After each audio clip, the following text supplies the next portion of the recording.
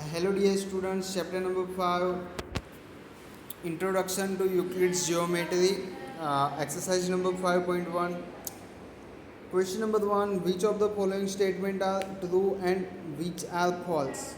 Give reasons for your answers. Okay, true or false questions जो है उसके true और फॉल्स बताने हैं और उसके ऊपर से हमें रीजंस बताने हैं। ट्रू है तो क्यों ट्रू है और फॉल्स है तो क्यों फॉल्स है। ओके, सो सबसे पहले यहाँ पे समझो question number 1, only one lines can pass through a single point.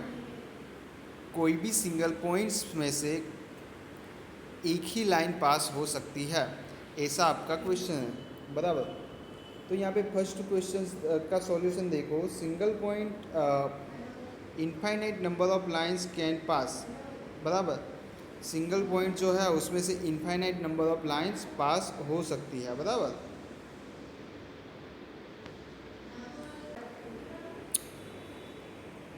Infinite number of lines pass हो सकती है, समझो यहाँ पे।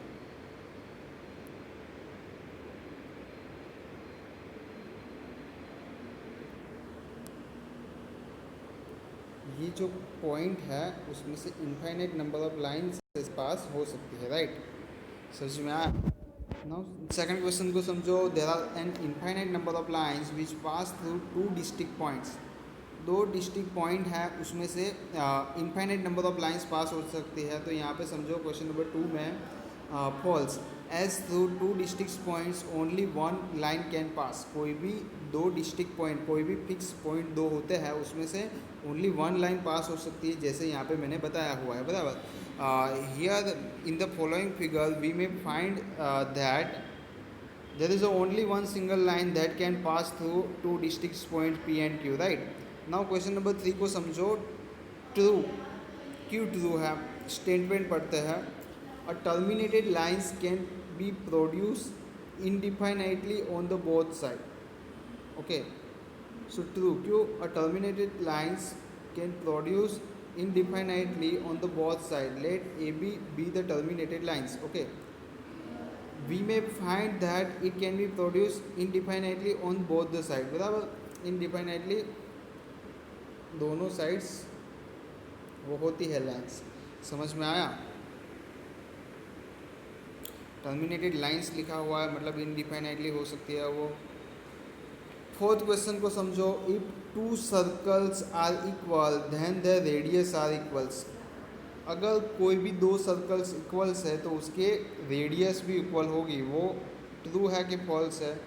सो ऑब्वियसली ट्रू है। True, if two circles are equals their centres and circumference will coincide. Centre भी same होगा, coincide होगा, और सर्कमफरेंस भी सेम होगा, will coincide, and hence radius will be equal. So it means radius भी equal होगी। Simple सी चीज़ है। सेंटर से लेके सर्कल के ऊपर का कोई भी फिक्स्ड पॉइंट है, वो दोनों का डिफरेंस, वो दोनों का डिस्टेंस मतलब कि रेडियस, बराबर।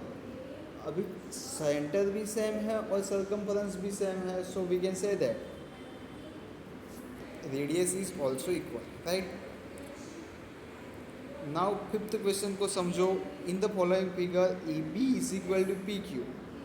ए बी जो है, ए बी जो है वो पी क्यू जितना है। कितना है? पी क्यू जितना है, बराबर। ए बी जो है वो पी क्यू जितना है और पी क्यू है जो एक्स वाई जितना है। ए बी पी क्यू जितना है, पी क्यू एक्स वाई जितना है, तो हम कह सकते हैं ए बी है वो एक्स वाई जितना है, बराबर। समझते हैं यहाँ पे। True, it is given that A B and X Y are two terminated lines and both are equal to a third line P Q, बराबर। Euclid's first axiom state that things which are equal to the same things, okay, क्या लिखा है?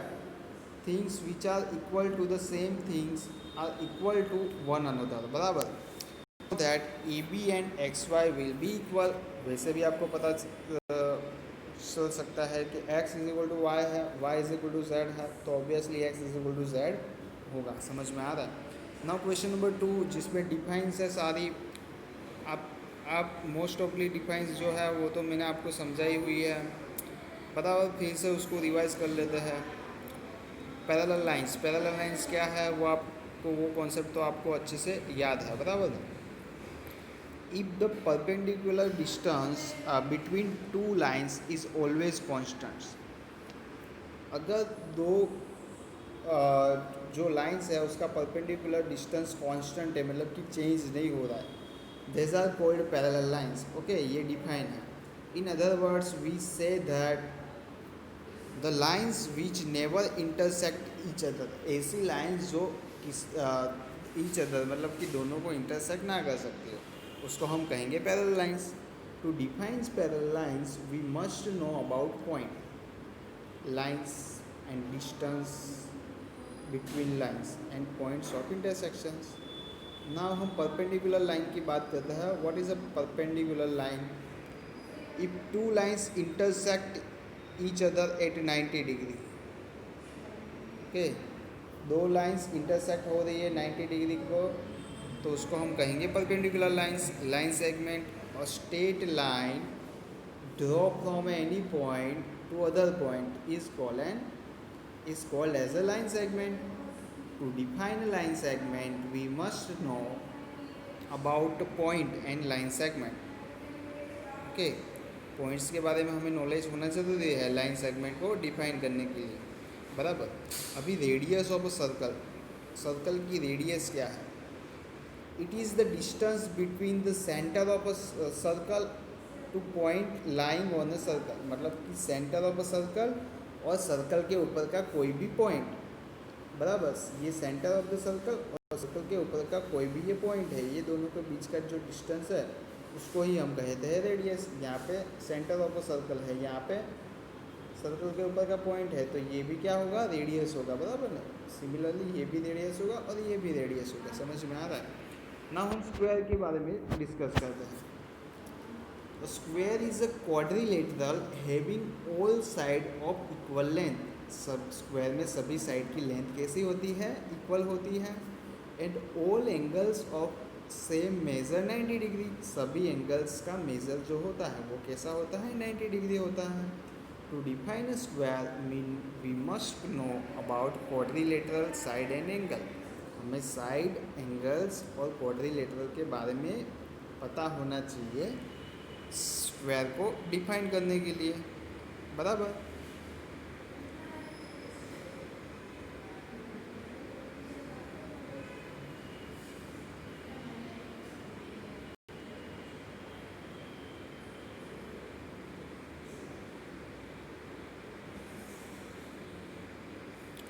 Question number 3 में क्या है? Consider two postulates given below.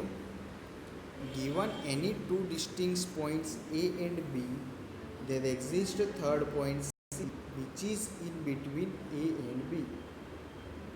कोई भी दो डिस्टिंक्ट पॉइंट ए और बी है, उसके बीच में एक थर्ड पॉइंट सी एग्जिस्ट करेगा ही। Okay, there are undefinite term, undefined terms, they are consistence.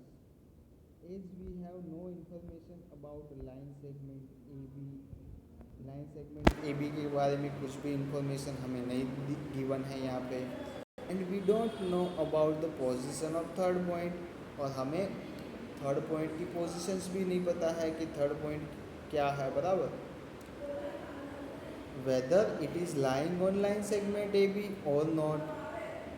Now two difference case are possible, दो डिफरेंस केसेस पॉसिबल हो सकते हैं, जिसमें से फर्स्ट क्वेश्चन केस को समझो। The third point C lies on the line segment made by joining point A and B. A और B जो है उसके, वो दोनों को ज्वाइन करे और बीच में पॉइंट सी हो सकता है, बराबर। The third point C does not line on the line segment made by joining a point AB. Yes, they are consistent, as these are two different situations, right?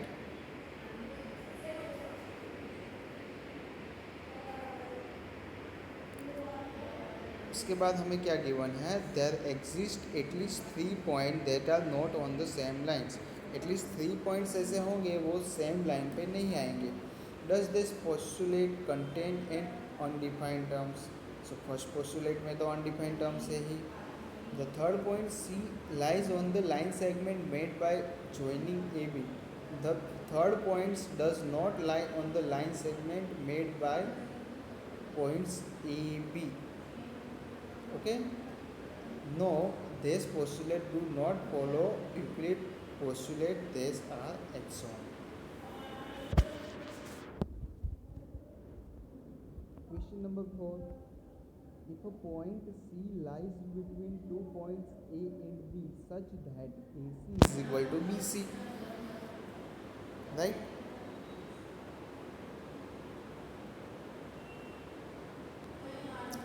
AC is equal to BC, एक जो line segment है AB है उस पर एक point C ऐसा है जिससे AC is equal to BC, मतलब ये जो डिस्टेंस है और ये जो डिस्टेंस है दोनों डिस्टेंस सेम हो रहे हैं। Then prove that AC is equal to 1/2 AB। ये जो डिस्टेंस है सपोज 10, तो ये दोनों डिस्टेंस इक्वल है तो ये भी 5 होगा ये भी 5 होगा, मतलब कि AC कितना होगा, पूरे जो AB है उसका आधा, मतलब कि 10 का आधा, मतलब कि 5 होगा। बराबर, ऐसा आपको प्रूव करना है। तो देखो यहाँ पे AC plus AC is equal to BC plus AC। बराबर, आपको पता है क्या पता है आपको कि AC is equal to AB है, राइट। क्या है students, AC is equal to AB है, वो तो आपको क्लियर आइडिया है, यहाँ पे गिवन है। अभी ये जो है उसमें हमें क्या करना है, दोनों साइड AC ऐड कर देना है। तो यहाँ पे AC ऐड करेंगे तो AC प्लस AC हो जाएगा, और BC है वहाँ पे भी AC ऐड करेंगे तो BC प्लस AC हो जाएगा। अभी आपको पता है BC मतलब इतना और AC मतलब इतना, और टोटल मिला के कितना हो गया स्टूडेंट्स, AB हो गया कि नहीं, बराबर ना। तो BC प्लस AC हम क्या लिख सकते हैं, AB। समझ में आया इतना। सो वहाँ पे हमने AB लिख दिया, और यहाँ पे AC प्लस AC 2AC हो गया, 2AC is equal to AB हो गया। सो अभी ध्यान से समझो, AC आपको फाइंड करना है, सो 2 मल्टीप्लिकेशन में है, राइट हैंड साइड जाएगा तो डिवीज़न होगा। समझ में आ रहा है, बहुत ही सिंपल सा चैप्टर है और बहुत ही छोटा चैप्टर है, बराबर। और सारे में डिफाइन सी है, वो सारे आप ऑलरेडी प्रीवियस स्टैंडर्ड में भी पढ़ चुके हो, बराबर। तो क्वेश्चन नंबर 4 बहुत ही सिंपल था। नाउ क्वेश्चन नंबर 5 को डिस्कस करते हैं। Point C is called a mid point of a line segment AB।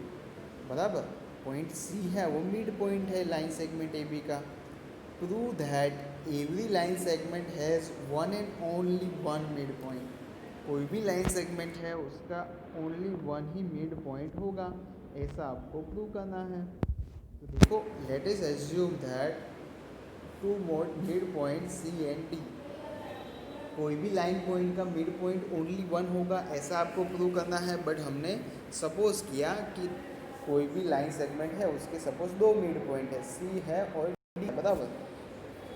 Okay, सो देखो C is a mid point of AB। C क्या है, मिड पॉइंट है AB का। तो क्या हो सकता है, AC is equal to CB होगा कि नहीं होगा, बराबर ना। ऐसा हमने सपोज किया, तो AC और CB सेम होना चाहिए, तो ऐसा हमने लिखा और दोनों में AC को ऐड कर दिया। यहाँ पे BC प्लस AC कितना हो जाएगा स्टूडेंट्स, AB हो जाएगा, बराबर।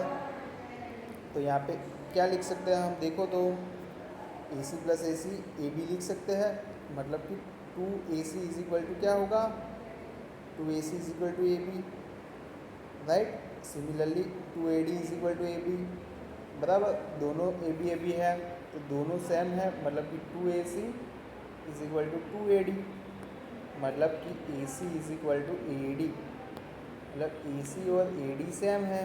अभी ऐसा कब हो सकता है, it is possible only when C and D are represented single, मतलब C और D दोनों सेम पॉइंट हो तो अभी ऐसा हो सकता है। सो हमने जो ऐसा लिया था कि दो मिड पॉइंट है वो एजप्शंस कैसा है, our assumptions is wrong and there can be only one mid point is given line segment. बराबर, आपको इसमें शायद कन्फ्यूज़न होगा कि डायरेक्टली यहाँ पे 2AD is equal to AB कैसे आ गया।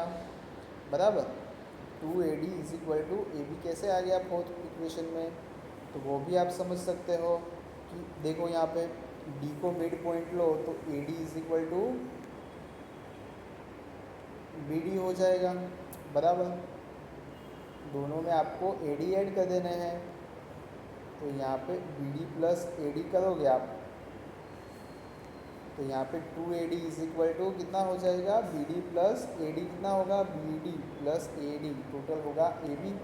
सो आ गया ना हमारा फोर्थ क्वेश्चन इक्वेशन। बराबर, सो इस तरह से आपको करना है। नाउ सिक्स्थ क्वेश्चन को समझो। सिक्स्थ क्वेश्चन में गिवन है हमें in the following figure if AB is equal to BD, AB है वो BD के जितना है, AB है और BD दोनों सेम है, then prove that AB is equal to CD, AB है वो CD के जितना है। बराबर, तो ध्यान से समझना, AC कितना है तो आपको पता है, यहाँ पे फिगर से ही पता चलता है, जो AC है वो AB प्लस BC के जितना है, तो AB प्लस BC हमने लिख दिया। बराबर, और BD कितना है तो BD यहाँ पे देखो, BD जो है वो BC प्लस CD के जितना है। बराबर, वो दोनों हमने लिख दिया, और हमें गिवन है कि AC is equal to BD, AC है और BD दोनों सेम है। बराबर, तो यहाँ पे जो AC मिला और BD मिला दोनों सेम है, तो हम दोनों को कंपेयर कर सकते हैं। AC कितना है, AB प्लस BC है, और जो BD है वो BC प्लस CD है, दोनों को कंपेयर कर दो तो BC BC कैंसिल हो जाएंगे। तो हमें आंसर क्या मिलेगा, AB is equal to CD, right ना, AB is equal to CD हमें मिल जाएगा। बराबर, जो हमें प्रूव करना था। राइट, क्वेश्चन नंबर 7 को समझो। Why is adjoint 5 in the list of Euclid adjoint consider as a universal truth. Adjoint 5 है, उसको हम यूनिवर्सल ट्रूथ क्यों कहते हैं, द होल, समझो यहाँ, the whole is greater than the part, right, let T representing a whole quantity and only ABC are parts of it, तो T कितना होगा, तो ABC है वो T का पार्ट है, तो T कितना होगा, T सबको मिलाए तो कितना होगा, मतलब कि T is equal to A plus B plus C होगा।